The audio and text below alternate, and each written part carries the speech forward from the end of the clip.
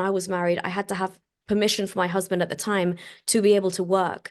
And regardless of that, my visa for Dubai would just be stamped with housewife, because you are essentially, in their eyes, just an extension of your husband. He's the reason you're allowed to be there.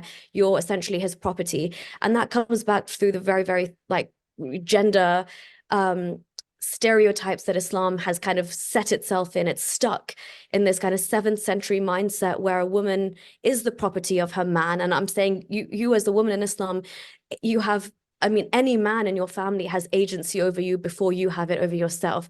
And then you're told, and the entire, even the verse of the Quran, which allowed me to be almost kidnapped and taken back with that law, that same verse goes on to say how Muslim women need to cover up and non-Muslim women don't need to cover up, because there is a severe distinction between them, because Muslim women need to guard their honor by covering up. And if you don't cover up, then A, you're not guarding your honor and you've dishonored your entire family.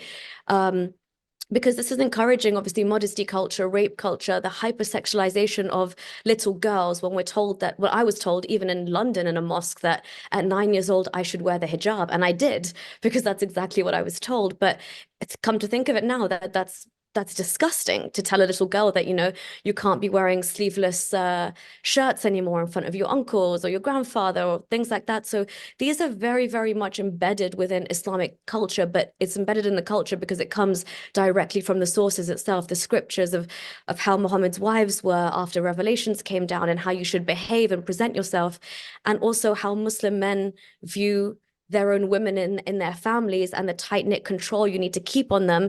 And again, the keeping the community close